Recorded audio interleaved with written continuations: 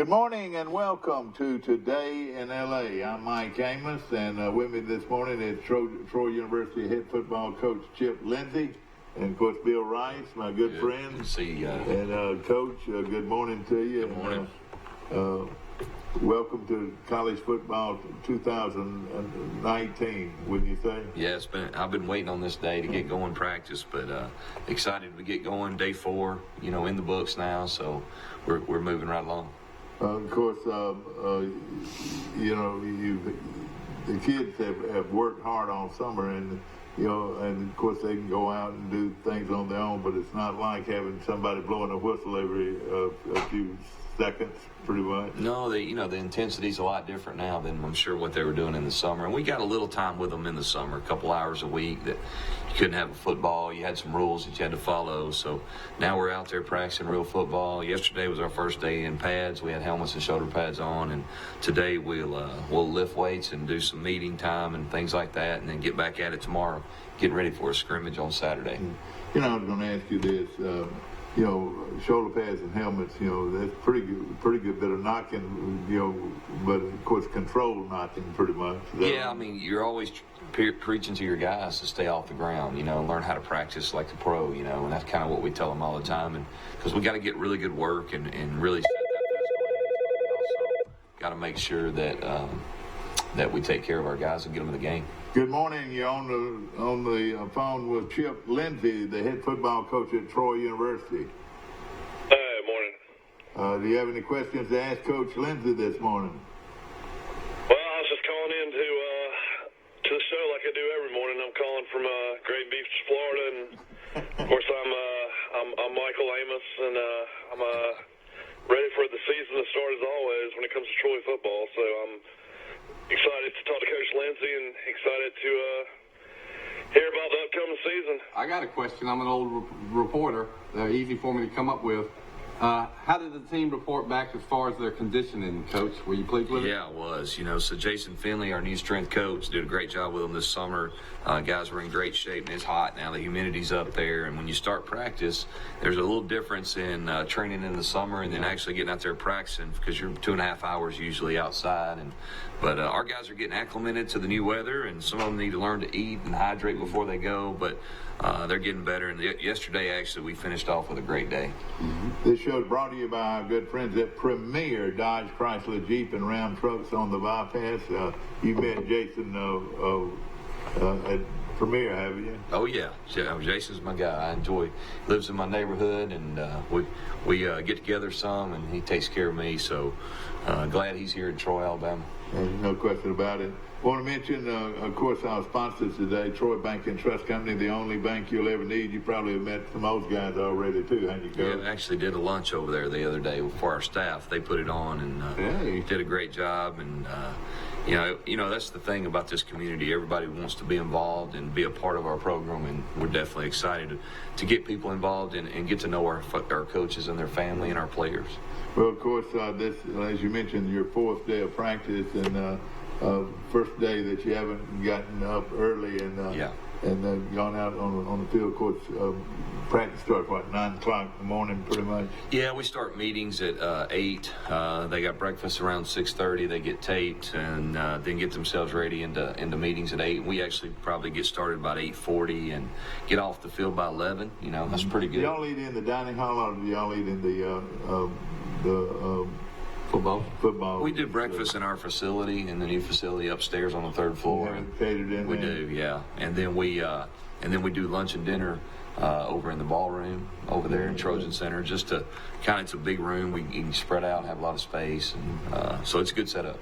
Now, you allowed 105 players. Is that right? 110. 110. Yeah, it used to be 105. They politicking got to 5 more guys in it, but and and then when school starts, you have more walk-ons coming on the program. Yeah, you can bring 110 guys, and sometimes you got to strategically do that, depending on injury and depending on where you're short guys. And so we get 110 guys in there, and when school gets here, we'll probably have about 10 more guys join us and be ready to roll. They call it a walk-on, a select walk-on, or what do they call them? Preferred, yeah. When y'all, they're non-scholarship, but they're players that you like enough to bring them in early. Is that right? Yeah, we do. David Faulkner is our director, player personnel, former high school coach, and former Enterprise High School coach, and he kind of stays in charge of our walk-on program. And what we try to do is recruit quality players that are looking to play Division I football, that maybe have some smaller school options, and we've done a really nice job of that. And I'm excited about some of the guys we have here. Right now, how many people on scholarship, Coach? I think we got 82 probably right now. So you could give 3 at the end of preseason. We can, and we're in a situation where we're in a good spot from a scholarship standpoint, and we're only going to lose, I think, 14 seniors this time. So, we'll see how the fall plays out. I was wondering, scholarships now are not a 4-year scholarship; they're a 1-year scholarship. Is that right? Years ago, no, we'll give them a 4-year. I mean, we don't. Some schools will say, "Hey, we're going to give you a 1-year," but I know Troy's committed to making sure that our players come in, they have 4 years to get their degree. Well, that's great. There's some rules and stipulations. You can't take a scholarship from a kid just because he didn't maybe play as good as you think. It has to be a medical, or it has to be academics, or maybe something off the field. But we want our guys to get here stay 4 years and get their degree. When do you know about grades, summer school grades? Do you already know? Yeah, really pleased. In fact, the first night in our team meeting, we had our academic warriors and posted them up there, and we had I think over half our team was a 3.0, so we're excited about that. Coach, that is and the summer they don't have as big a class load, and they got an opportunity to kind of focus in, but it does go faster because it's shorter. So. That's when I always made my best grades. Me too. Summer. Me too. Hey, Coach, I had a question. As far as you of course are meeting the players, and they're trying to buy into your system, and you recruited some of these guys you didn't recruit. But how's your coaching staff coming together as far as gelling together as a coaching staff? Are you happy with the way that's going so far? Yeah, I am. We hired a great staff, guys that I knew most of them I knew already, or it's either they'd been here before. We were able to keep 4 guys that have been here last year on Neil's staff, and then added some guys that I'd worked with at different places, and we have a lot of fun. I think the players feed off that when they know the coaching staff enjoys coming and working together every day. I think it makes those guys more and more comfortable, and really pleased with how our staff has come together. Coach, one of the best rules I think in the last 5 years is these kids are able to come in now in June or late June and go to school and it be paid for on their scholarship. Yep. Used to they didn't get here until August, and then practice started. And at the same time, you had to worry about them getting acclimated to college courses and living in a dorm and whatever. Right.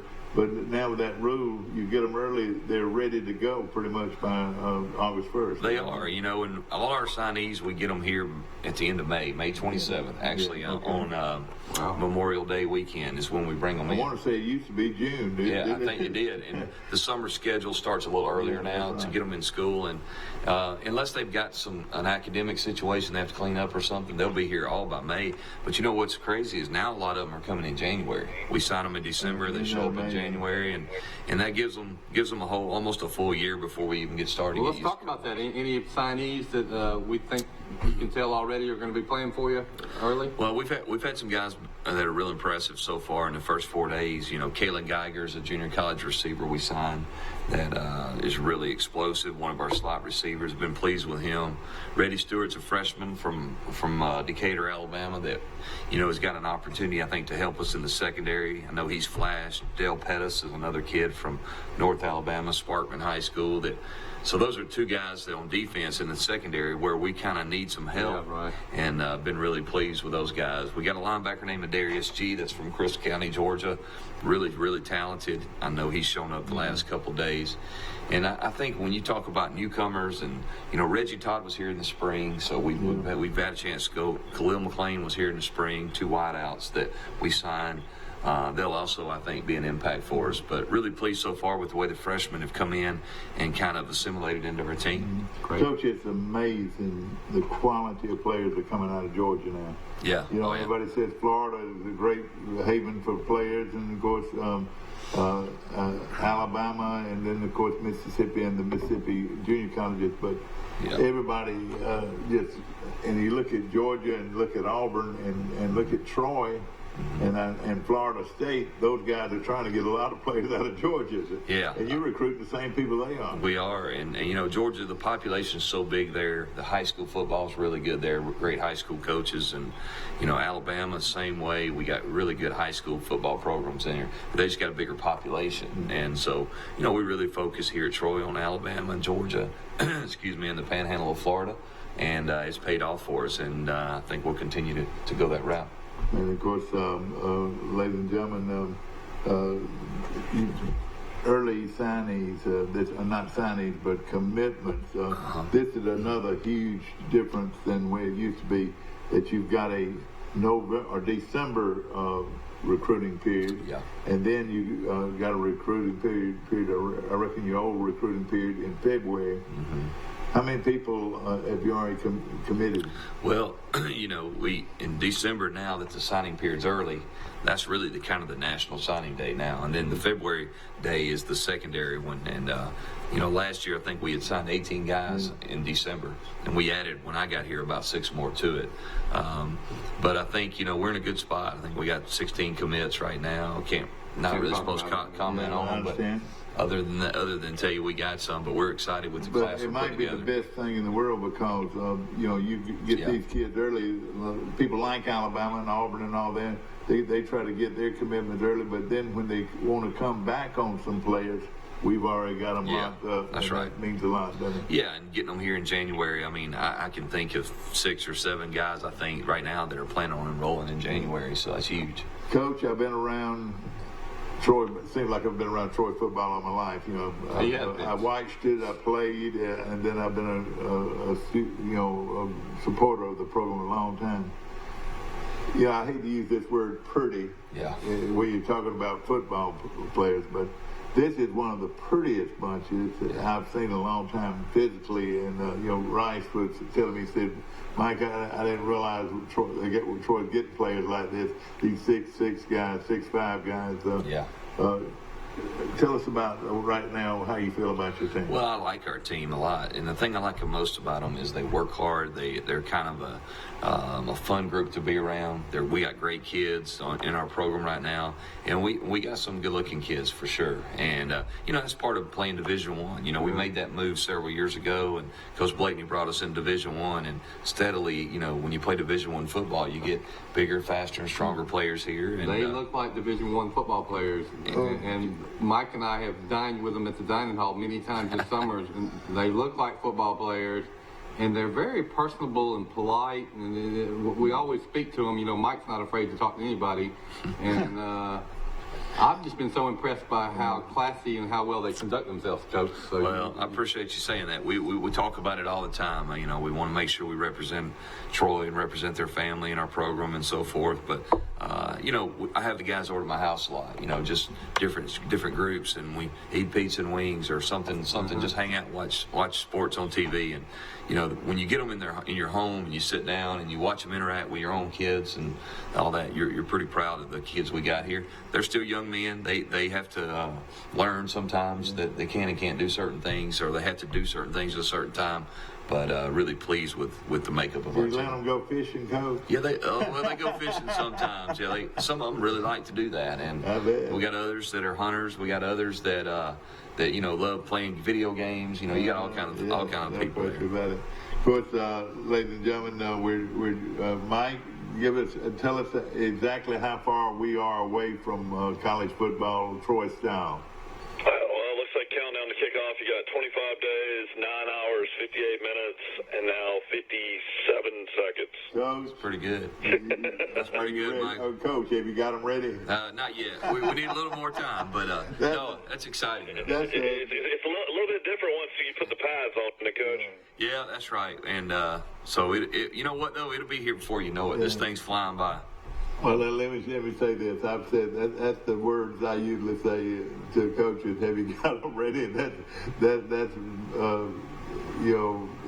this sort of slang for hey.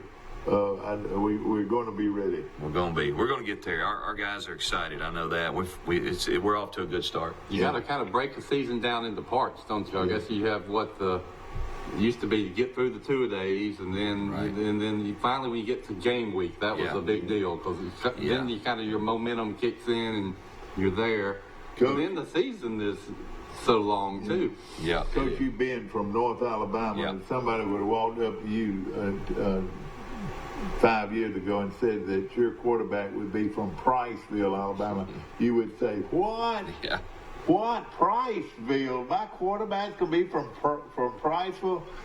Not making fun of Priceville, but it's not a football mecca, is it, Coach? No, it's not. But I think, Decatur growing out, and people are moving out that way, and some neighborhoods probably going to improve. And over the years, I think they'll get better and better. And I think Caleb Barker's who you're referring to. Exactly, no question about it. I think he'll be one of the better players that's ever come out of Priceville. We're glad we have him. Well, tell us about his knee. Everybody's interested in that. Yeah, he's good to go, 100% healthy, and he wears a knee brace or whatever just for protection. But he's in good shape. He's had a great summer, and we're pleased with him. Of course, at the end of spring, your quarterback transferred, got in on this, whatever they call it. Grad transfer. But you feel pretty good about your depth at quarterback? Oh, yeah. We came out of spring, and, we're in a good spot. We got, Caleb Barker obviously coming back, and Gunnar Watson's probably the most improved quarterback in that whole group from the spring, and made a lot of strides. And Jacob Free, a local guy here from Brantley that we really are excited about, got a lot of arm talent. So, and then, we had Gavin Screws was a freshman that was basically should have been a senior in high school, was going through spring football in Division I. So those guys have made a lot of progress. So he actually left early. So like that South Carolina quarterback did a few years ago. So he didn't leave a year early. He just graduated early in January. He played his senior season. So he didn't have his senior season high school. He did, and then he came in January. Yeah, that's good. Of course. We know Barker is a dual threat. He can run. Can Watson run at all? He's probably not. Caleb's a really good athlete, and Gunnar can move, and he's athletic enough, but he's not going to be what you consider probably dual threat. Jacob's Free, same way. Those guys are smart guys that can throw it, but Caleb brings a different element to the team, and for him, he's got to learn when and when not to take off and get out of bounds and get down when you need to, and I think you'll see him do some of that as the season goes. This has got to be considered probably one of the best offensive lines Troy's probably ever brought back that I can ever remember. You got 4 starters coming back, and then you got a lot of really good backups as well. That's got to make you feel really good going into the season, having an experienced offensive line. Well, for sure. The offensive line is probably the most important position on your football team, and probably the most underappreciated, to be honest. So we do have 4 guys coming back that have played. I think they're going to have a chance to have a good unit together. But we're going to need everybody because, the season's a long season. Yeah. Guys get banged up. Nobody's ever healthy once the season gets going. Everybody's banged up some. Maturity-wise, and a lot of times we don't use that word maturity because some of these kids are there and some of them are still not completely mature. But did it take a lineman longer to mature than it does, say, a running back or wide receiver? I think so. It's a physical game in there, bigger, stronger guys. Sometimes a high school lineman, it takes a year or two to get themselves comfortable. And, the guys we have coming back, fortunately for us, have played pretty good bit. We lost our center. And other than that, we got a lot of guys back that have played. And the kid from Enterprise is one of the... Dylan Bradshaw, Is he doing well? Doing well. He's in a competition, for the center spot. And we're excited about him. Yeah. Of course, I have one young man that is actually on the watch list. One of those watch list. Kirk Kelly. That's Kirk Kelly. Yeah, he's on the what list? Outlet Trophy, I think. Outland Trophy. That's something that's never happened to Troy, I don't think. Yeah, well, Kirk's the guy we're counting on. I mean, he's from down in the New Orleans, Louisiana area, and he's had a good career here and played well. Hopefully, he'll play his best ball this fall, and he's a guy on our offensive line that if he reaches his potential, I think he'll have a chance. Hopefully, to play at the next level. Tell us about your running backs, Coach. Yeah, B.J. Smith starts with him. I mean, what a great representation of Troy University. BJ's what we got a new phrase in recruiting, as you guys may have heard. We call it TKGs. Those are Troy kind of guys, and I stole that from Scott Cross. I like that. Our new basketball coach. Yeah. He uses OKGs, our kind of guys, and so we kind of. Yeah, but you don't make yours walk-up elevators. You know what? I told him the other day. I said our basketball players take the stairs. Surely we can too, but our guys do a pretty good job. They don't ride the elevator much now. But BJ's. If you walk up all those hills, man, that's enough. That's a long walk up there. But right. BJ's a great kid for us. He's a 1,000-yard rusher from last year. Millbrook, Alabama. Millbrook, stand up. Coach, he's not real big, but he weighs 200 pounds. Everybody says he's not real big. He's at least 200 pounds. Yeah, he's over 200. He's just not real tall, but he's put together. If you look at him up close and grab him, he does a great job of shedding tacklers and things. And the thing about him is he's more than just a running back. He can pass protect. He can catch the ball in the backfield and complete back. Use the word pretty again. How about this kid from North Alabama, this running back from Scottsboro? Oh yeah, DK Billingsley. I mean, boy, looking at him physically. DK's similar build to BJ. He came. Wait a minute. Yeah, DK and BJ. That's right. We use initials a lot with that running back room. But DK's had a great spring, and I'd say in the running back room we knew BJ kind of what we had. I think DK was the most improved in that room. If you look at legs on a running back, Mike, you wouldn't believe this kid. He's big time. I'm telling you. Yeah, you're gonna see him. What about the kid from Gaston? I know he's a freshman. How's he looking so far? The kid that played out of Gaston City. Jamontez has looked great. He's in fact, I know he made a run yesterday. I was bragging on him about walking off the practice field. He is come in here and kind of after day 3 kind of started catching on. Seems like getting used to the speed and the physicality of college football. But I think he's got a chance to be a really good player for us. And also you got a kid that's not real big, but hey, he can run the daylight as good as anybody I've seen. Number 5, Coach. Yeah, Jabir Fry is he's a little bit of a novelty for us. We use him in a lot of different ways. He is a running back, and he'll play a lot there, but we'll also use him in other ways out of the backfield and in return game. And excited about Jabir Fry as well. What's the wording that they use if we can get him in open space? What's the other word for it? Green grass. What? In the green grass. Yeah, green grass. Open space. He's something to watch. He is. He's hard to tackle, and I think you'll see a lot of good things from him as well. He broke a lot of records down in Pensacola, Florida, Escambia High School. Well, we talked about. I know you signed a real athletic tight end out of Tuscaloosa. How's he looking so far? You know what? He's done well. It's one of those things where. Sometimes guys come in and they show up quicker than you think, but really pleased with him. And I think that whole class as a unit. I think we signed you mentioned it earlier, a mature class that I think has come in, and several of them are going to have a chance to help us in certain roles, and some of them it's going to be a year before they help us. But either way, we're excited about that whole group. What about the defensive line? You talked about the offensive line. I always like to cross my fingers and look at the defensive line and see if you got enough people to rotate in and out throughout a long season. How do you feel so far about the defensive front? I feel really good. Jarvis Hayes and Marcus Webb and Will Cholo and all that group right there. I mean, when you talk about even just those 3, Zoe Bridges, we got an opportunity, I think, up front to have a chance to be a pretty good D-line. And we lost a couple players up there, but I think those guys, they play extremely hard. They're very physical. And they play with a chip on their shoulder. Nose guard is probably the most important player on the defense, because he sort of makes the difference on whether or not one guy can block you or 2 guys are going to have to block you. I'll tell you, we were at the dining hall a couple weeks ago, and Mike was bragging about how good one of these players looked. Said he looks like an all-American defensive lineman, thought he was an upperclassman. Then we went and talked to him. He was a freshman. It might have been Javon Solomon. He's a kid we signed from down in Florida. That's him, yeah. Yeah, and you're right. He looks like an older guy, and he's going to have a great career here, too. Hayes got injured pretty bad bad in the bowl game against Buffalo. Is he back 100%? Who is that? Oh, yeah, Jarvis Hayes. Yeah, he did. He's fine now. He had a little shoulder surgery, and he's didn't go through spring ball with us, but Travis Silo's another one that had the same kind of surgery, but they're back rolling now and looking good moving around. And Bridges actually didn't play at all last year, so he's back. I'm sure he's got a lot to prove. Yeah, you can see that the way he practices. I think he appreciates every opportunity to go out there every day and practice. He's full speed all the time, and we're definitely glad he's back. Depth on the front line is very important because you can't. I mean, a guy's got to substitute every three. Y'all substitute every three. Yeah, depending on who we're playing and the offense, the style of play, but you got to have some depth. 3 or 4 guys can't make it. Your defensive front, even more than offense, wouldn't you say? I would, yeah, definitely for sure. With all the tempo offenses out there, you got to be able to do that. Of course, so when is Brandon Hall gonna?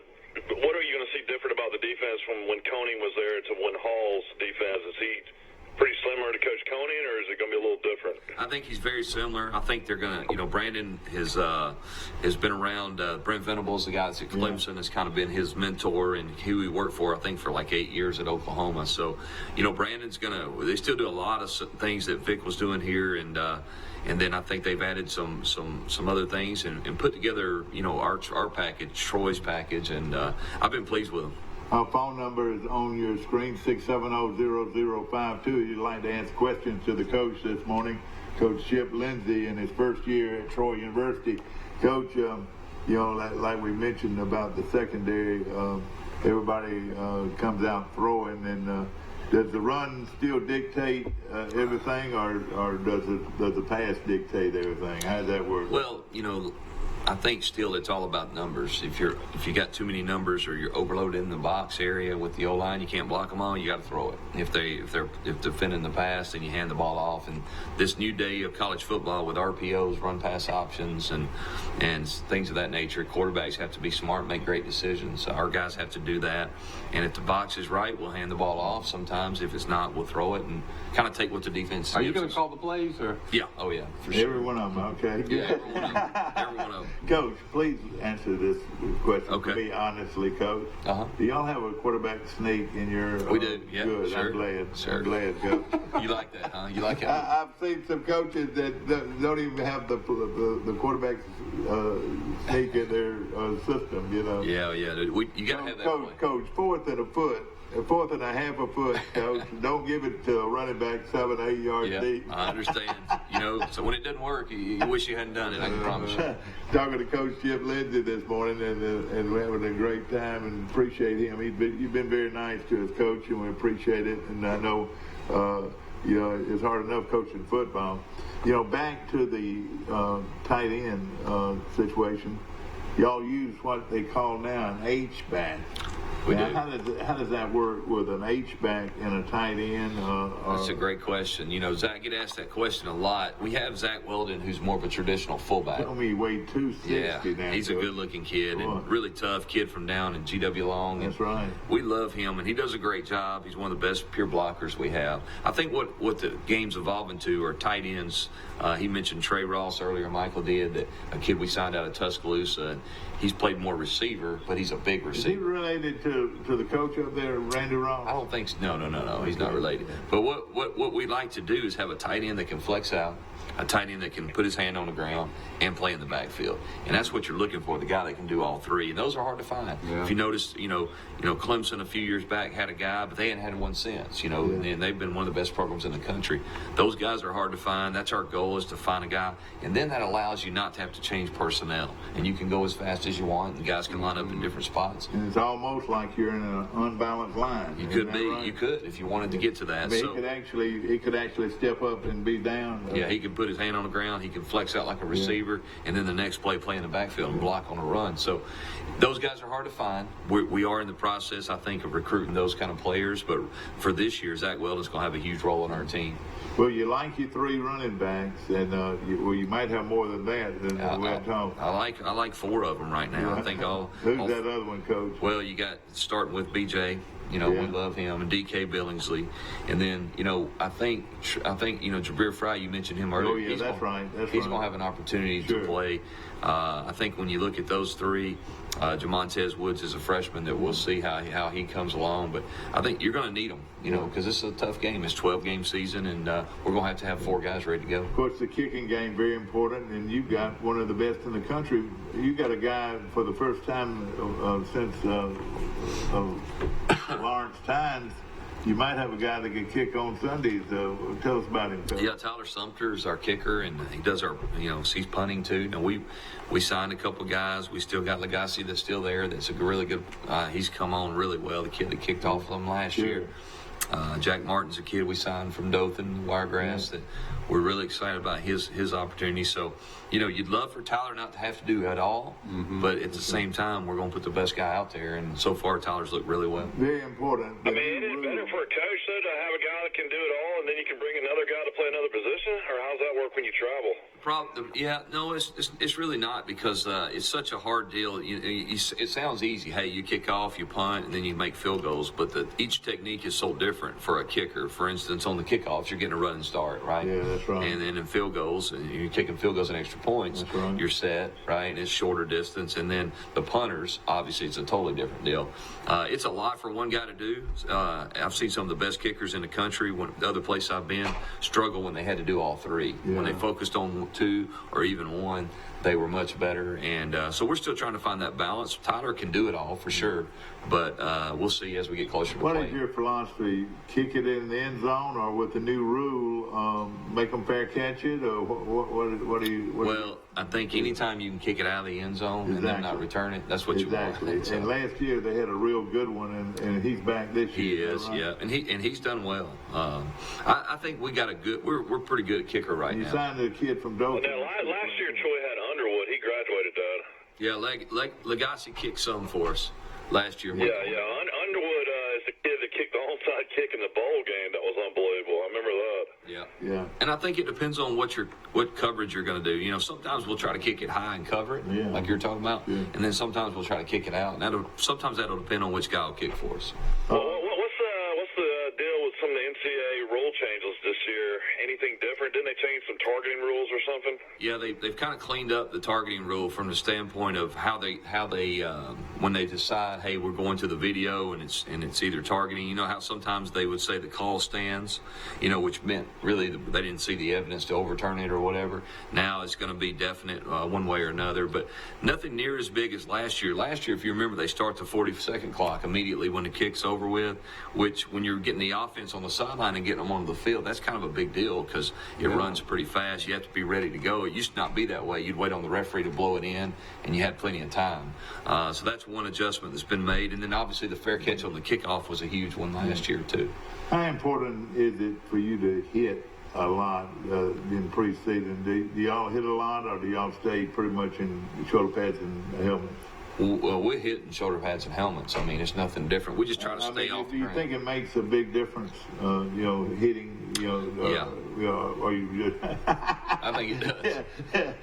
Well, some coaches, are afraid they're gonna get somebody hurt. Yeah. Well, and you know what? You have to. Sometimes there is that. You're gonna have some guys get hurt practicing. That's part of it. Is your quarterback still gonna wear a green jersey? Oh yeah. We won't hit the quarterback for sure. Yeah. But no, I think you have to balance your fall camp and have certain days where we have contact. We have to teach our guys how to tackle.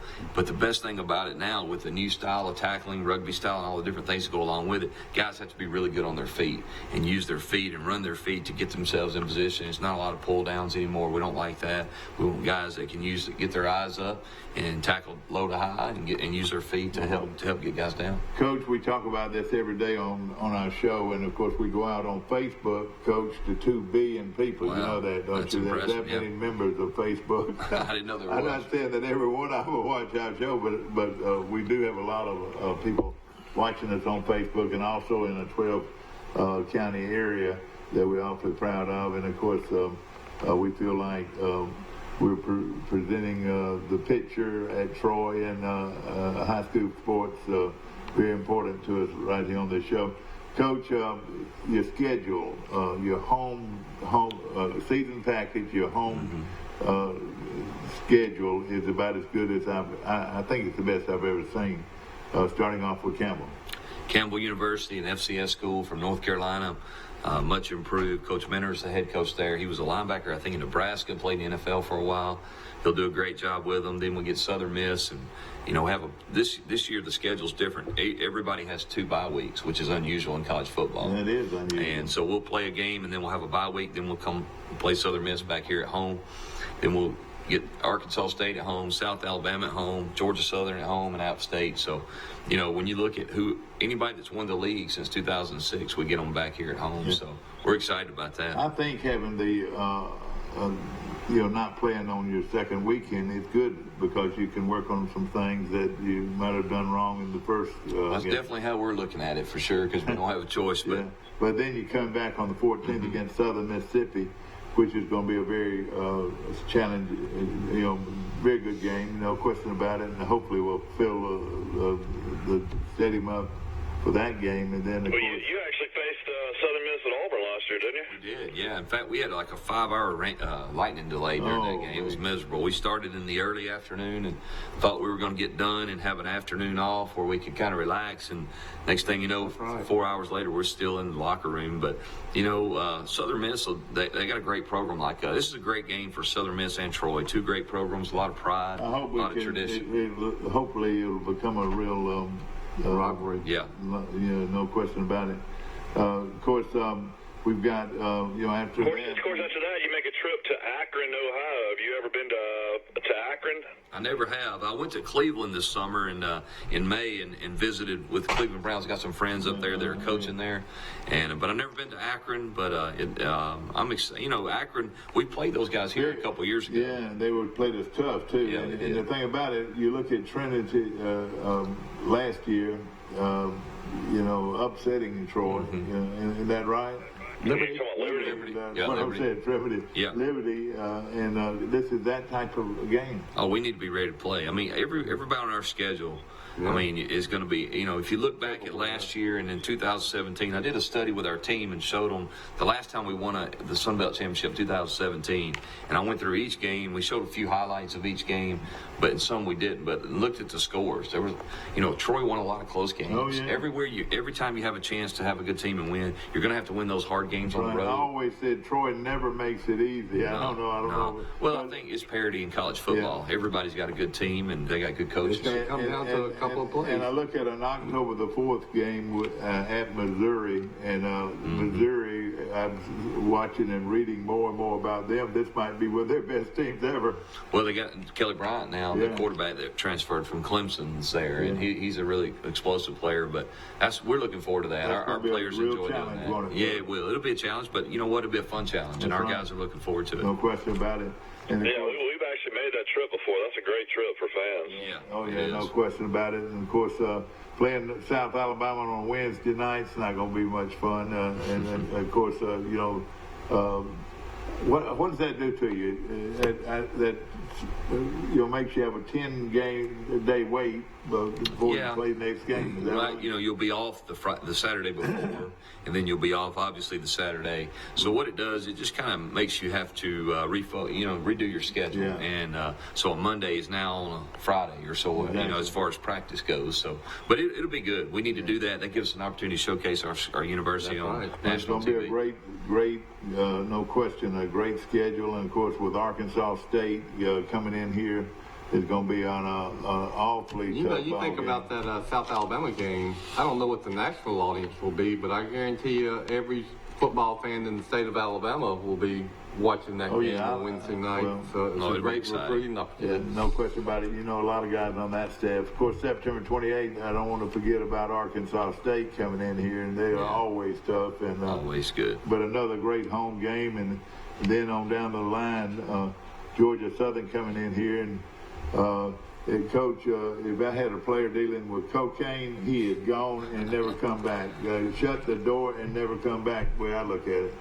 Well, you know, these kids are grown enough. They are. That's no good for you. Got to make good decisions. You know, I don't know all the details of that situation, but we'll see how it plays out. But I know this: they're going to have a really good football team. Their head coach there is a good friend of mine, and he does a great job. And they'll be ready to play, and we better be ready when they come. Coach here was that guy's job didn't look that strong until he got it going late in the season. He sure did. Won 10 games. That's right. And now everybody hates to play them because they're playing that option game. Oh yeah, they run that triple option. They've been doing that a long time. Georgia Southern is another. It's already a rival of Troy's, but can become a great rival. I mean, South Alabama, great rival. Southern Miss, we hope becomes a great rival. Arkansas State, Arkansas State's been a power belt for a long time. Appalachian State's got it going on. We just keep saying this home schedule is fantastic, so everybody buy your tickets. Yeah, of course, Georgia State's going to be a tough road trip. No doubt. Too. They're getting better and better with their program. They are, for sure. Still, of course, then Appalachian State. Coach, my wishes are that you play an extra game right here in Troy. Me too. That'd be nice. If we do that, we're in great shape. For a conference championship. Coach, just a couple of other things. I know you got to get out of here.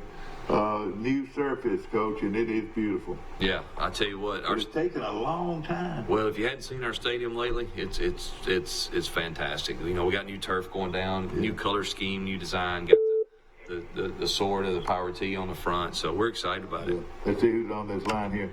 Good morning on Today in L.A. with Coach Chip Lindsey. Oh, good. It's Will Matthews from Dothan. How you doing? Hey, Will, how you doing? You got any questions to ask Coach this morning? Well, everything I hear is good up there, and I know you're having a good time being the coach at Troy. Yeah, definitely. I'm excited. Everything's going well. We got off to a great start, and looking forward to the season. After we win a national championship, Will, I want you to come up here and play golf with him. He also can hit a golf ball. I'm trying to figure out who the best golfer, him or Coach Blakeney. Larry wasn't a bad golfer, really.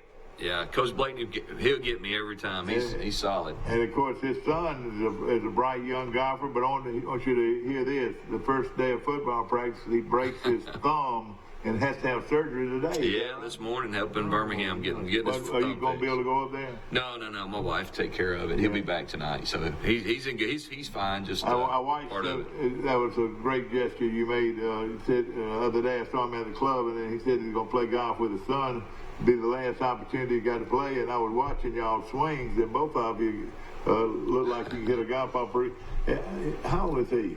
My son, Cooper's who you're talking about. He's 13 years old, and he'll be an 8th grader. He really does have a good golf swing, doesn't he? He does. I try to tell him all the time, and he take advantage of it. No question about it. Will, Coach is going to have to get out of here in a second, and I was going to ask him a couple of more things. Just hang with us. Of course, Coach, with the new facility, and we've got how many days he said just a while ago? 23? 26, maybe 26. 26. And I know it'll be here before you know it.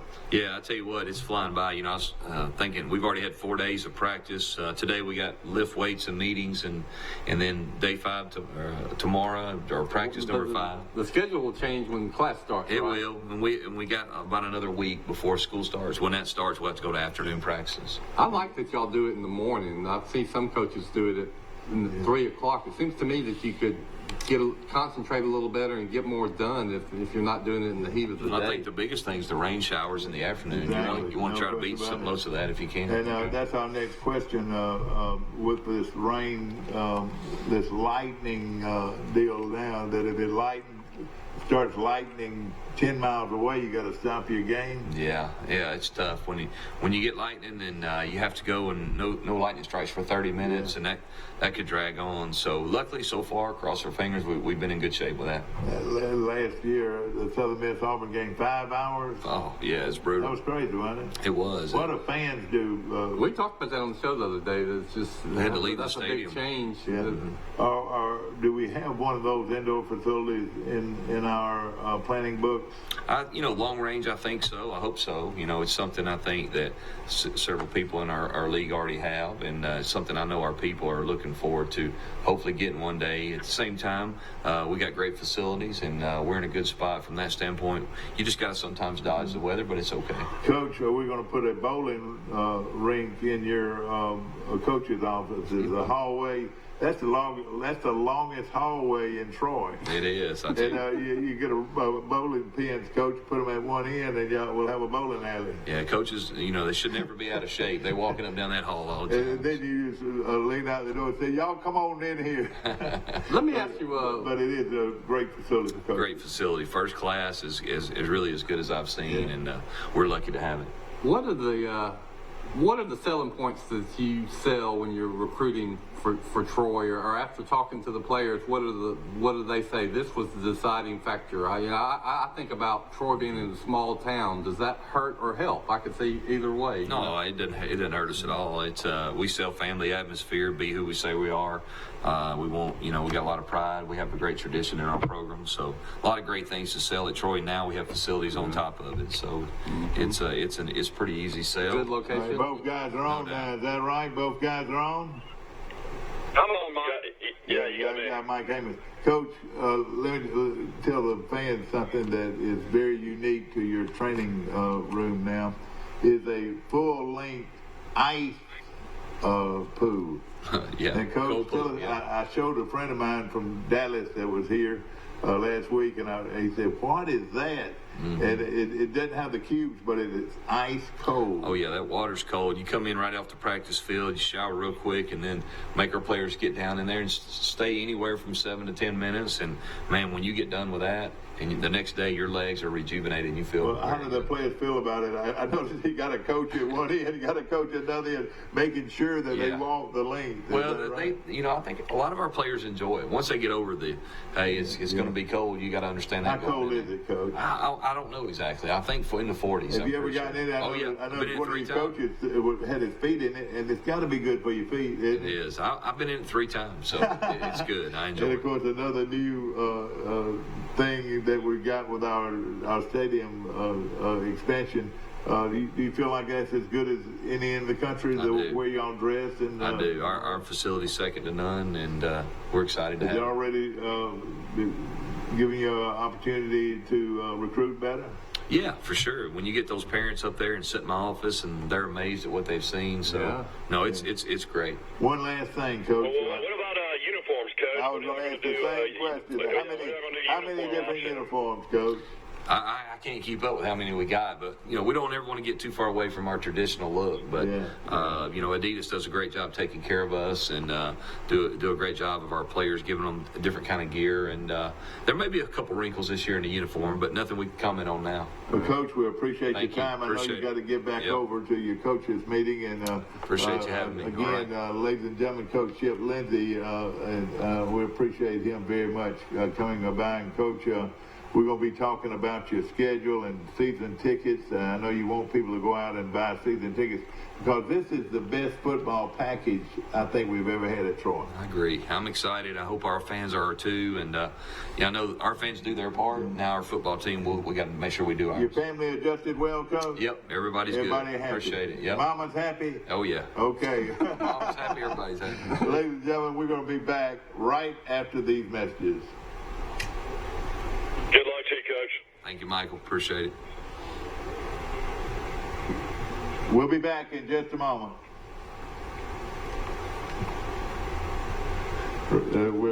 Troy Cable Security makes it easy to stay aware and stay in control of your home wherever you are. User-friendly interface allows easy navigation for lights, locks thermostat, video, and garage doors. Never worry about leaving your garage door open or the front door unlocked. Your mobile app can send alerts to your phone for alarm and no alarm events. Know when your children arrive home from school with video response. Make sure your home is powered by Troy Cable Security for ultimate access, awareness, and protection.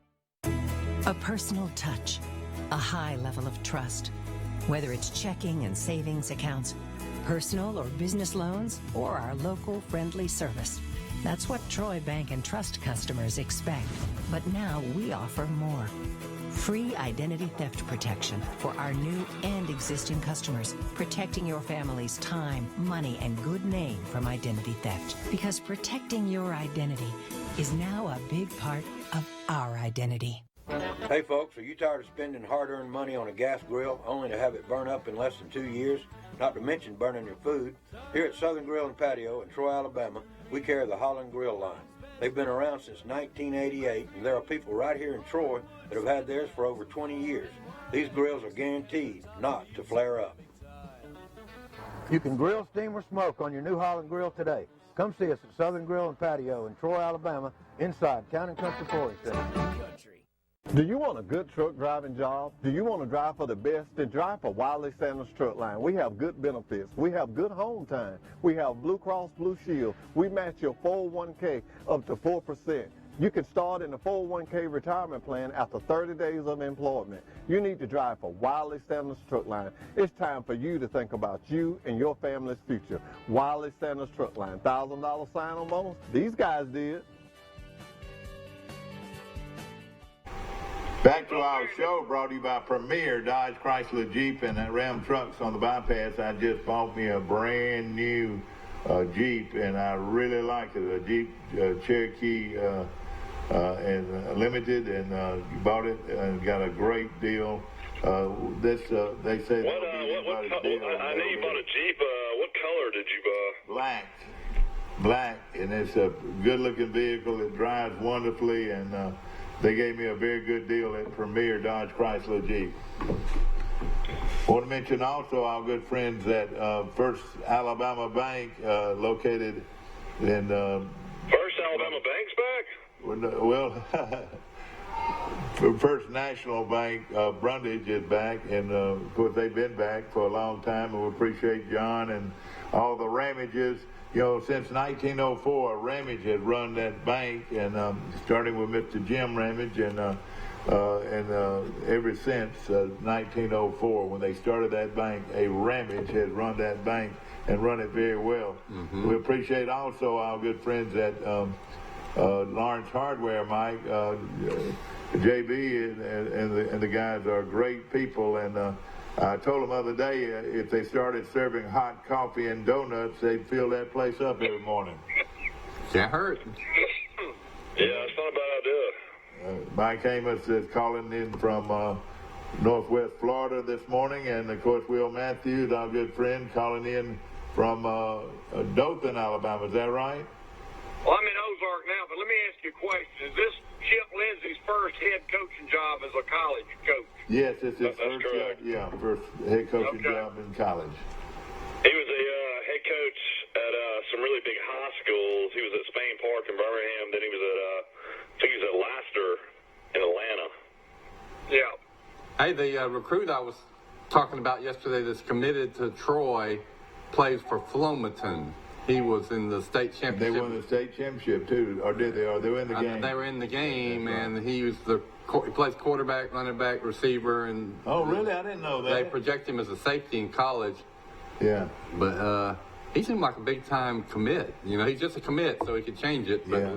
Well, also they got a transfer. They got a transfer from Auburn too, Mike, and we can't pronounce his name, but he won't be eligible this year. But he's a defensive end, a rush end type. And coach just told us off the air that they got high expectations for him next year. Yeah. No hey, Mike, did the quarterback that Troy had last year that got hurt, is he coming back? Yeah, he's full. Oh yeah, he's the top quarterback, and of course he's outstanding. If his knee holds up, look out for Troy. Yeah, he was having a great year too when he got hurt. Well, in fact, he was on his way to maybe breaking an NCAA record. He had over 300 yards in the first quarter in total offense. He would have probably gotten another 200 for the rest of the half. So he would have probably had 500 yards at the half against Georgia State, and could have ended up with 700 or 800 yards in total offense. Isn't that crazy to say that? But this guy's that good. But what he does it with, Will, is not only throwing the football, is running the football. He's real fast. Yeah, he's a 4-4 guy. Yeah, and You know, was it yesterday that we were talking about somebody running 4-3? I'm still having a hard time. Hey, listen, I don't want to see that guy. He's the fastest guy in Alabama if he runs 4-3. I like Bart Snyder a lot. I would like to see a college coach time him at a 4-3. That is huge to say a 4-3. You're exactly right. Nobody in the state of Alabama runs 4-3 hardly. If they do, they're well known. And but again, if he runs 4-4, I would say the same thing about 4-4, Mike. Yeah, I know, but I mean 4-3 is really a big deal. Well, there's a big difference in the timing. If you got an old-fashioned stopwatch, you know, it's compared to electronic real timing. I want to mention this about Troy. What's next on Tuesday? Troy players get the first day off practice since camp opened. We try to go off the NFL model where we go 3 or 4 days in a row and then take a day off and watch a little video. One thing I forgot to do is ask the coach, how many meals do they serve? Somebody told me that the other day they ate pizza, Mike, and it took 70 large pieces. 70 large pieces. That's a lot of pizza, isn't it? You know, Auburn has got an issue with their top receiver, one of the fastest guys in the country, Anthony Schwartz, underwent surgery yesterday to repair a broken bone in his hand. So that's going to really hurt Auburn's offense. Schwartz is the fastest guy on the team, one of the fastest guys in the country. So it's going to be interesting to see if he'll be back. It'll be interesting to see if he'll be back to help him or not. Yeah. I got the impression that he's going to be back. He's not going to be back for Oregon. They said that. The first game, he won't be. Will, you're an attorney, and this is not a done deal at Georgia Southern. I'm sure the jury's still out on some of this, but the police accused their quarterback, who's one of the best in the country, of having cocaine in his possession. What's the difference in having cocaine in your possession and having marijuana in your possession? Well, cocaine's an absolute felony. That's what I was going to say. Yeah, marijuana can be a misdemeanor. Well, you get caught with cocaine. That's big time stuff, isn't it? That's right. You're toast with cocaine. Well, you know, he's saying it was bird poop though, and not cocaine. Bird poop. You know that article. I apologize for laughing, but that is funny. I've never heard the story like this. It was on his windshield, and he says it was bird poop instead of cocaine. And so how does? Will a good lawyer get him off, or what do you think's going to happen? What do you think will happen, Will? If he's that great a quarterback, I imagine he'll probably get youthful offender or something. He'd be back on the field. Well, you know, the problem is it didn't happen in Statesboro. It happened in South Carolina, where he's from. So I think he's done. Well, he should be done, and not just because he's a great quarterback and they play against Troy, but no player. If your guy at Alabama got caught with it, I say get rid of him. If our guy at Troy, a quarterback, was accused of it or convicted of it, go, you're gone. Don't let the door hit you in the fanny on the way out. Well, I mean, you got to look at Alabama back in the day. How many times was David Palmer arrested, and he always stayed on the team? Oh, God. Well, and Michael, the two Alabama players that got in trouble down in Louisiana, they never got kicked off the team. Mm-hmm. Yeah, but were they dealing with cocaine, though? No, it was marijuana. Cam Robinson and Hootie Jones. Yeah. This cocaine's a different subject, isn't it, Will? You know, now marijuana's legal in 8 states, so I wonder, you know, there's people that'll get kicked off the team in the states where it's illegal, and then I don't think you could kick them off the team in the states that's legal. If I was a coach, I had a kid that used drugs, gone, get out of here. You're not responsible. Get out of here. What do you think, Will? Yeah, I don't know. You don't know. You can't really predict. Well, of course, everybody's getting their tickets in now. You gonna buy your tickets to Alabama this year, or what you gonna do? No, I haven't bought Alabama tickets since my children were in school there. But you always have somebody.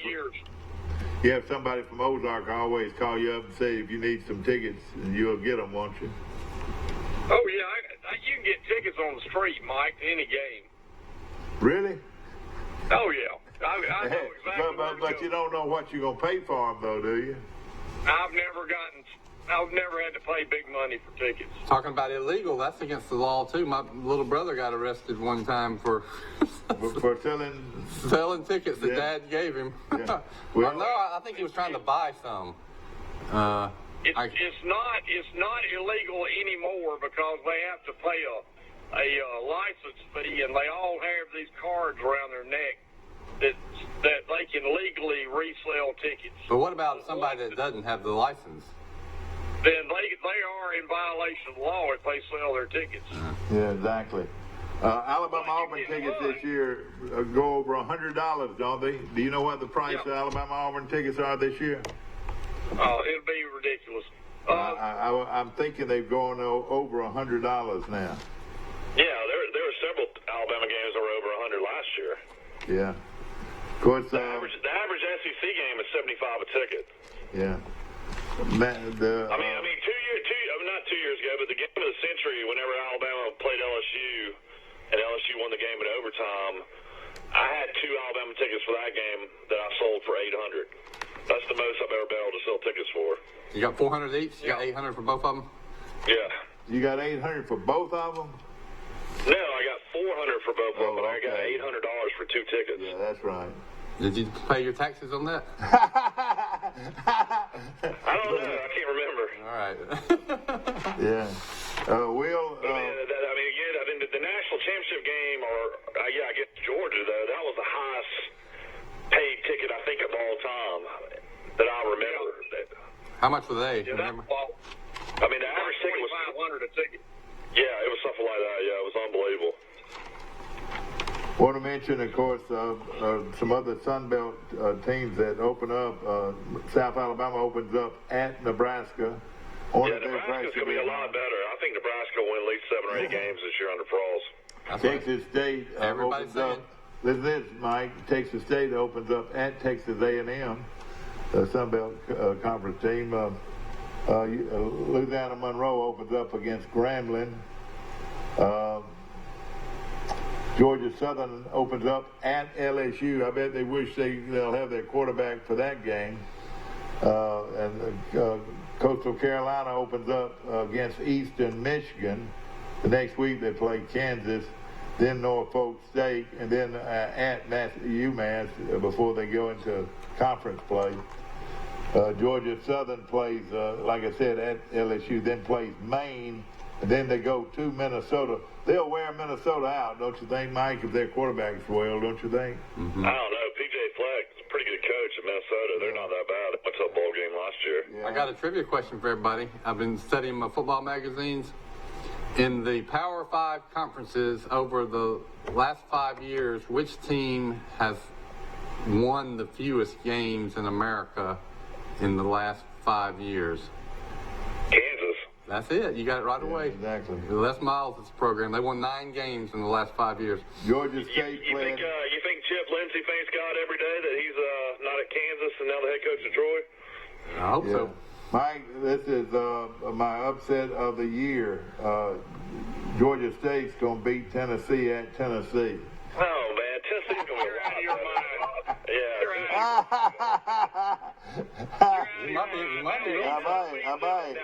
Now, UAB, if you would have said UAB would beat Tennessee, I could see that. Yeah, they play them this Now, year, let me too. tell you, my second favorite upset is Louisiana. These are opening games now. Louisiana, that's Louisiana Lafayette, plays at Mississippi State. Louisiana Lafayette's going to beat Mississippi State first ball game. You're out of your mind again. No. I wouldn't be surprised if they cover the line, but I don't know if they'll beat them. Yeah, Louisiana Lafayette's supposed to be pretty South good. Alabama beat Mississippi State at the start of the season 3 years ago. Yeah.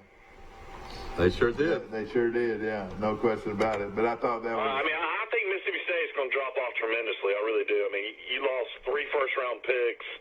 That's the most athletes they've ever had. Of course, Mullen recruited all those guys. I think Moorhead, I don't think Moorhead will be at Mississippi State in 2 more years. Yeah.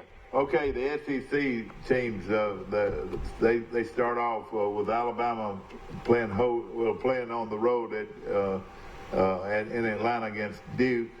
I don't see anything happening. Alabama's a 32-point favorite. Oh boy. And guys, Mississippi State's a 23-point favorite against the Cajuns. And Portland State's going to upset Arkansas.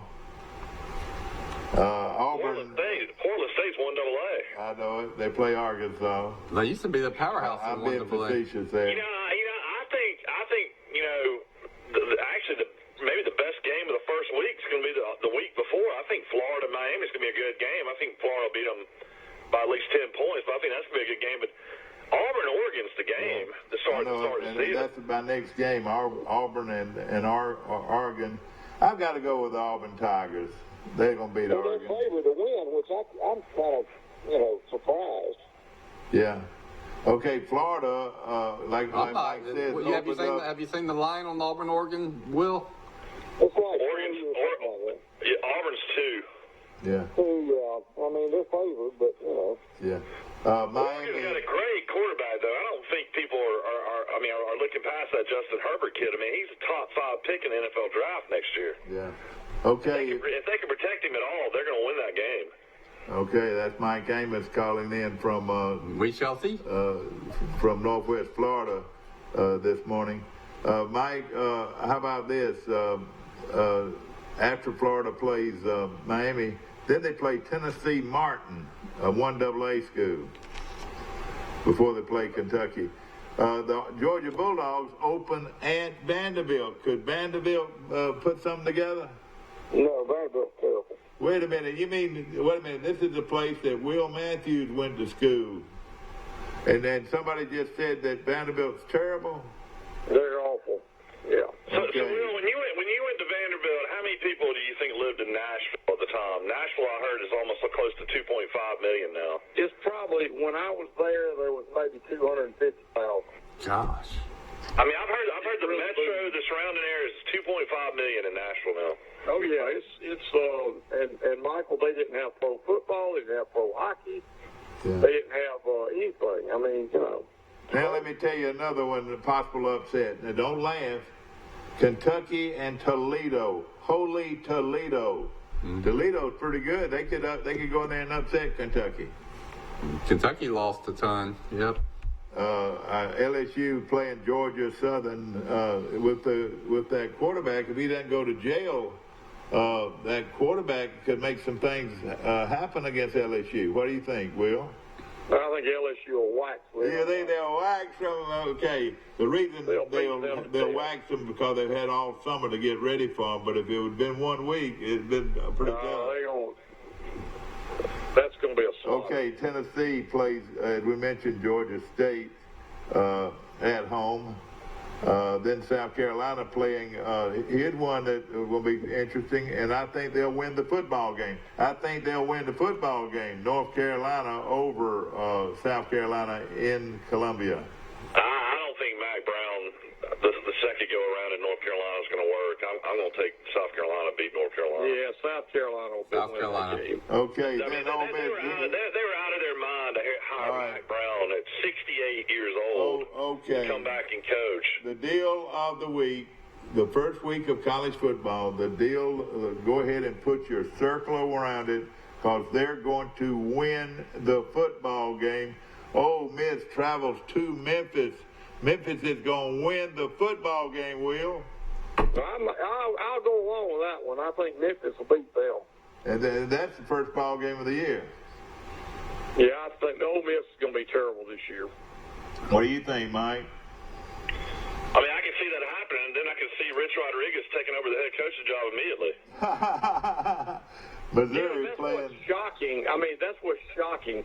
Look who Ole Miss's defensive and offensive coordinators are. Both of them could be head coaches. I'm going to give you a win down the stretch. Missouri opens up at Wyoming, and their second game of the year is playing West Virginia at Missouri. Give Missouri the win.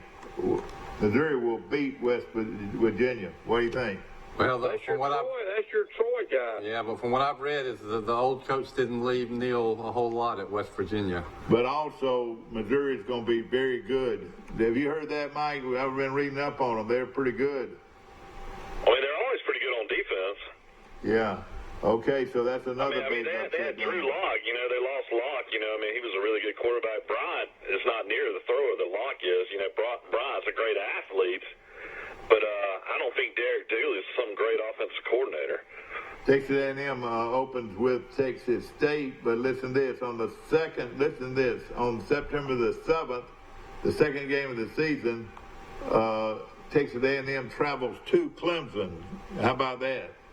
That's a game we're all looking forward to. That's going to be if a good Clemson one. is going to lose in the regular season, it's probably that game right there. That's going to be a heck of a game. Clemson's schedule is not tough at all.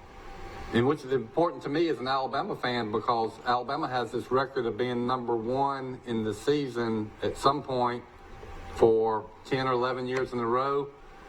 To keep that record going, Clemson's going to have to lose to somebody, and I've looked at Clemson's schedule, and it looks like the only team I think Clemson can lose to in the regular season is Texas A&M. Let me tell you another team that is much improved, Mike, much improved, is Auburn playing Tulane. Tulane is much improved. I'm not saying they'll win the game, but Tulane will give Auburn a pretty good game. What do you think? Who's that coach now? It really just comes down to quarterback play. Who's that coach at Tulane now? They got the guy that was at Sam Houston State that was really good. Really good, no question about it. But it's going to be a lot of fun to watch this opening season get underway. You know, y'all talking about Nashville's growth and how it's the hot city in the South. Seems to me that Vanderbilt could use that in recruiting. So, wouldn't kids want to come to a city like that? And, yeah.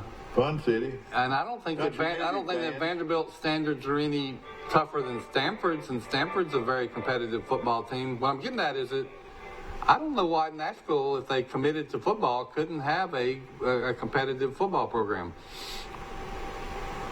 No question about it. What about this, Dad? You got on August the 31st, the opening of the season, you got Boise State traveling to Florida State. Now, are you going to call Boise State? Boise State will win the football game. Boise State will win the football game, Mike. What do you think? I mean, if that happens, I'm down here, now in Grayton, and there's a lot of Florida State fans around here. I would imagine Taggart will be, out the door as well. If he didn't have a winning season again this year. Well, who would Florida State get after Taggart? If they would have been patient, they could have got Neil Brown, probably. Yeah, they could have got Neil Brown. No question about it.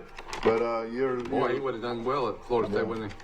We're talking about the ACC. What about on September the 14th, Stanford out west is traveling all the way to play Central Florida. That looks like a trap. Whoa, you're right. They're playing at Central Florida?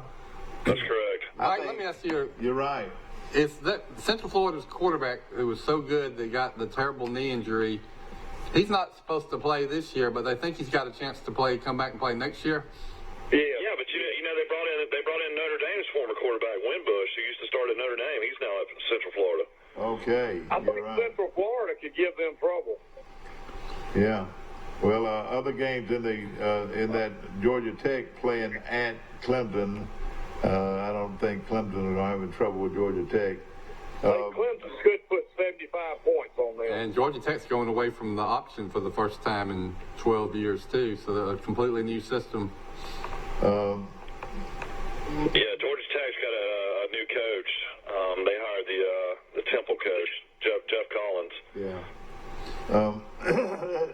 It's going to be interesting to watch some of these. Of course, on the 21st, we didn't talk about this. This is one of the biggest games of the season. Notre Dame will travel to Georgia. Ooh, yeah. Boy, that's going to be a great game. And then we didn't even mention this. The second week's going to be a great game. You're going to have Orgeron against Tom Herman, LSU at Texas. Ooh, yeah, that's going to be a good one. I'm looking forward to all of these games. A lot of it has to do with how good this LSU quarterback is. If he's as good as everybody says he is. Joe Burrows was pretty good. They could be. LSU he was pretty good last year. Normally, quarterbacks improve, so he should be even better this year.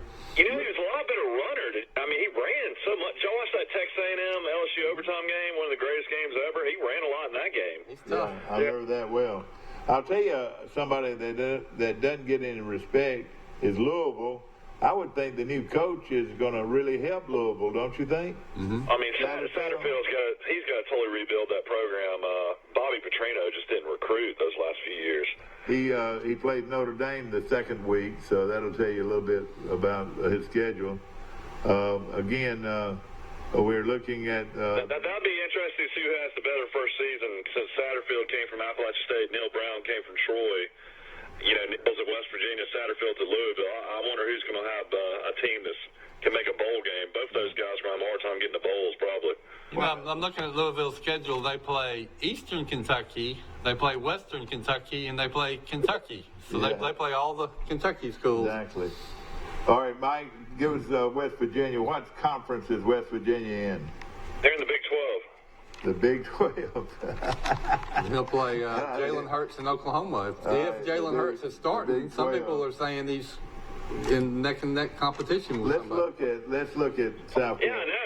That's pretty amazing. Lincoln Riley will not name a starter, and that's got to be crushing for Hurts. Boy, it will. Or maybe he's just trying to send him a message that we're not going to give you anything. I mean, Hurts, you know, athletic-wise, I mean, I would put him right up there with Murray as far as an athlete. I mean, Hurts is a phenomenal athlete, but, you know, Murray was definitely a better passer. Now, Baker Mayfield was just a great passer. Of course, you know, he's number one pick in the NFL draft playing for the Browns. But, I mean, Hurts is a guy that can do a lot of things, and he definitely improved as a thrower last year. There's no doubt about that. We're going to take a short break. We're going to take a short break. We'll be back. This show is brought to you by Premier Dodge Chrysler Jeep on the bypass right here in Troy. Little Caesars right across the street from us here on South Grundy Street. We're on Facebook, and I hope that you're watching. We'll be back. I love my job. We get to help people who are having the worst day of their life. You just got to be ready for whatever hits. She wasn't breathing. She was almost dead. Stay still there. Stay still. It's fine. A personal touch, a high level of trust. Whether it's checking and savings accounts, personal or business loans, or our local friendly service. That's what Troy Bank and Trust customers expect. But now we offer more. Free identity theft protection for our new and existing customers, protecting your family's time, money, and good name from identity theft. Because protecting your identity is now a big part of our identity. Have you seen an increase in your insurance premiums or significant change in your insurance coverage? Let Sandbeck Insurance offer you a better plan to suit your business or personal needs. Sandbeck Insurance offers many lines of insurance, whether it's home, farm, or auto insurance, work comp, business, or health and life policies. Sandbeck is here for you. Call or visit our Troy, Enterprise, or Andalusia office today. Sandbeck Insurance, where we take pride in taking care of your insurance needs. Tori Dunn from Dixie Trails. You get your truck washed here? I sure did. Billy Johnson. I know you're not bringing them cow trucks over here. I do. They're like me when I leave. Loretta, what are you doing? Getting my car detailed. At Trojan Detail, we do it all. 8.5, yeah. Back to our show, brought to you by Health Actions Physical Therapy on Highway 231 right here in Troy. And, of course, they are really outstanding. And also Dixieland Dental, located 9 miles north of Dothan on Highway 231. Dr. Michael Precise, Dr. John Strength, and Dr. Damon Strength make up, and, of course, Dr. Robert Precise. How many people do you think Dixieland Dental sees every day? It looks like a packed parking lot every time I go by there. I know, and a lot of people think it's a restaurant, but it's a dental office, and they're one of the tops in the country, and we appreciate it very much. I bet they see 1,000 people. They see a lot of people, no question about it. West Virginia, they open against James Madison. They better be careful. James Madison's a good program. Yeah. They're one of the best in 1AA. Yeah, they're a 1AA program, but really good. They played for national championships, I think, in the past couple of years. That's right. On September 7th, they play at Missouri. I think he's going to run into some trouble there. That'll be a big test for him, though. Then on the 14th, he plays at home against North Carolina State, and they're going to be pretty good, of course. Then the 21st, play at Kansas. They should handle that one. October the 5th, they play Texas in at West Virginia, Morgantown. That should be quite a game. If you want Coach Brown to get you a ticket to one of the games, that'll be a good one. Iowa State on the 12th. They're good. They're going to be very good. Yeah, the Iowa State's got a really good coach. That Matt Campbell's done a really good job. Yeah. On October the 19th at Oklahoma. That's going to be tough. On the 31st at Baylor. They're coming back. November the 9th at home to Texas Tech. November 16th at Kansas State under their new head coach. On November 23rd at home to Oklahoma State. And then November the 30th. They're going to play your favorite coach, I'm a man, I'm 40. Yeah. November the 30th at TCU. So Coach Brown's got a... You know, Kansas State has a player with Troy connections. One of my good friends is Carmi Lowry. I went to high school with, and Wally. Everybody knows the Lowrys. Well, their sister, son, she married and became a Mitchell. This will be his third year starting the offensive guard at Kansas. He played at Montgomery Academy and is a great player. He'll probably have a chance to play in the NFL.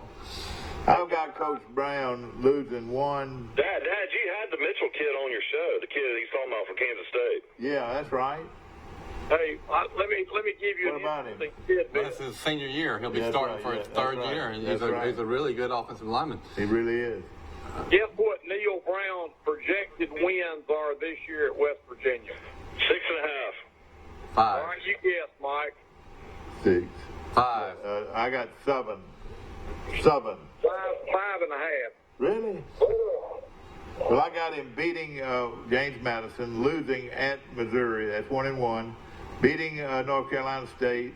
Beating Kansas. That's 3-1. Losing to Texas. That's 3-2. Losing Iowa State, that's 3-3. Losing at Oklahoma, that's 3-4. Losing at Baylor, winning at Baylor, that's 4-4. Texas Tech, 5-4. At Kansas State, 6-4. Oklahoma State, 7-4, and losing at TCU. You got them beating Oklahoma State? I've got them beating Oklahoma State at home. See, they're playing them at home. And then losing at TCU. So you got them 7-5. 7-5. I'll tell you what, there's no cupcakes on that schedule other than maybe James Madison and Kansas. Yeah, no question about that. They lost a lot of players. Of course, they had a great quarterback. They lost some receivers. So I think, and what I'm reading, the fans have really taken to Neil Brown in West Virginia. But I think everybody's willing to give him this year because they realize that he's lost a lot of players and needs time to put his own imprint on the program. So if he could win 7 games, that would be fantastic. Because I think the expectations are they might be 500 or something like that. I want to mention something today about... He's had 10 players transfer out. Who has? West Virginia has. Gosh. Whoa. Did he have a lot of them come in too, though? Well, I mean, he can recruit guys in and bring transfers in, but he also had 10 guys leave early. Yeah. No question about it. It's going to be... you compare that to Troy, and Troy had, 4 or 5 guys leave when Coach Lindsey and his staff got there. Right. And none of them, I don't think any of the players actually went to West Virginia. I think Coach Brown stayed away from them. He did, yeah. You got to respect Coach Brown on that. He didn't do that at all. No question about it. We didn't ask Coach Lindsey about that situation of the starting quarterback leaving, but evidently you could see the writing on the wall. Is that right? Well, I mean, Barker was the starter, but he got hurt. So I mean, Barker has every right to be the starter when he comes back healthy, in my opinion. So I mean, I saw Sawyer Smith, saw the writing on the wall and wanted to transfer to Kentucky. So I mean, the rest is history, I guess. Okay, school starts in the county today. Goshen starts school. Pike County starts school.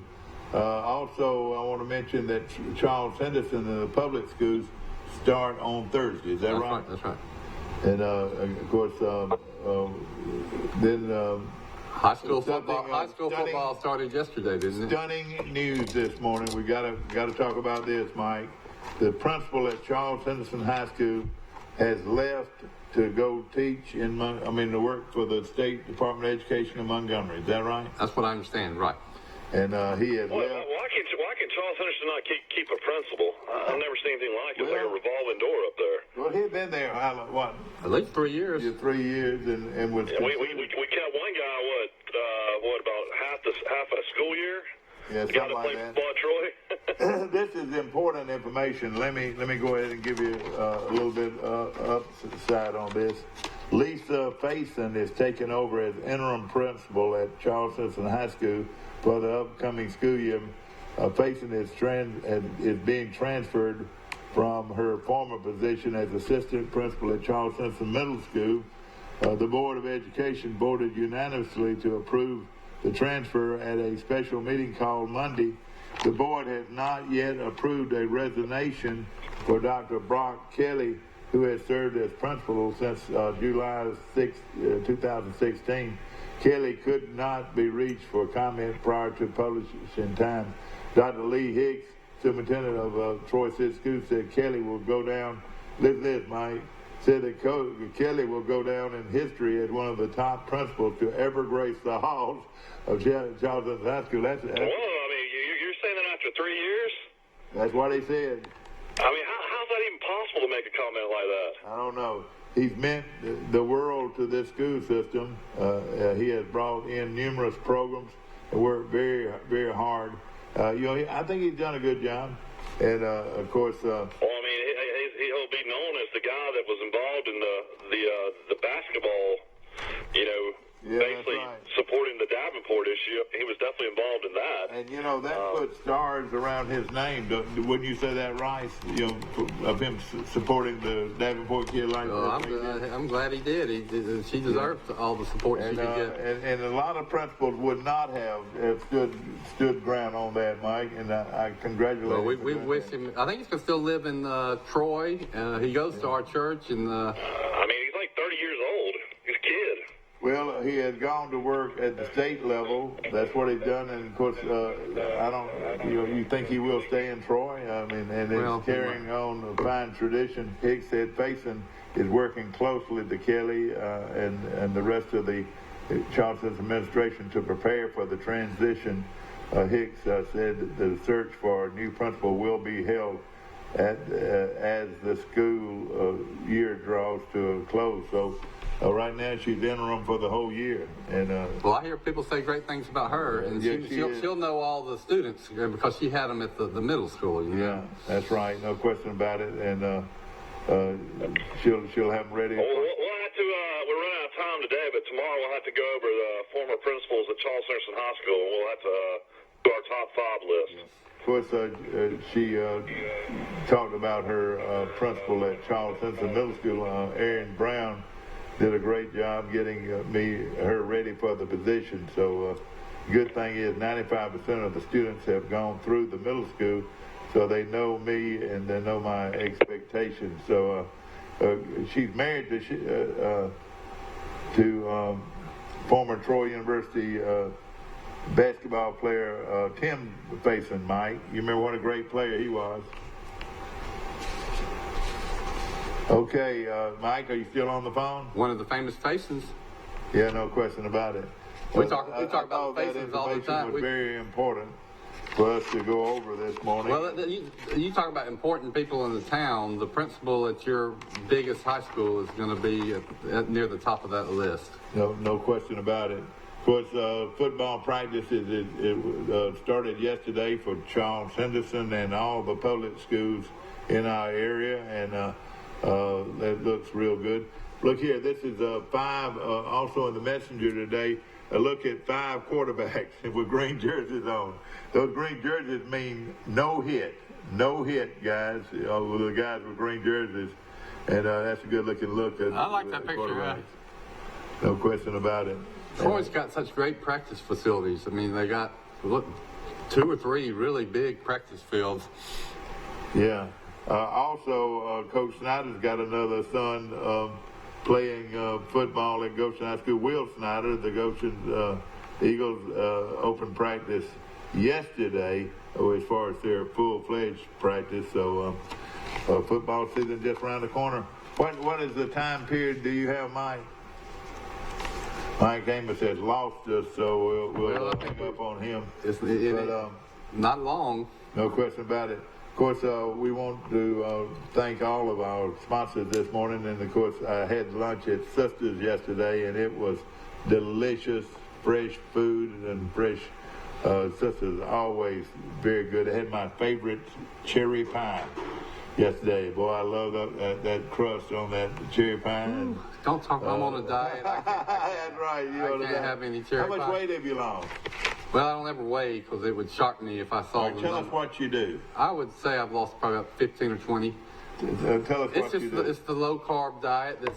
It's the fad for a year or two, then goes out of vogue and then comes back. But I can eat meats and cheese and certain vegetables, but no bread and potatoes. No fruit? No fruit. No fruit. You count, instead of counting calories, you count carbs, net carbs. Yeah. And you try to stay to so that means 20 you can't carbs. Eat bread, anything white, is that right? Pretty much. And then no sugar. This diet works every time. I've been on it 7 times. I always lose a lot of weight in about 3 or 4 months. The bad news is, yes, I always gain it right back. Yeah, well, and of course, this time I'll try to stay on it better. If you can stay away from everything that's white, that's breads and sweets, you know, that's very important. Hope you've enjoyed our show today. We appreciate Coach Chip Lindsey coming by and talking to us, and it was a lot of fun. And we're going to be bringing you a lot of information coming up on not only college football, but high school and football right here in our area, and we're looking forward to that. And if you missed Coach Lindsey, watch again this afternoon at 1:30. Coach Lindsey, the new football coach at Troy University, was with us for about 45 minutes this morning and had some great comments. No question about it, and you gotta see where everybody's coming from. He is a super individual running our football program at Troy. Hope that you have a great day. We'll see you in the morning, bright and early, for Today in LA.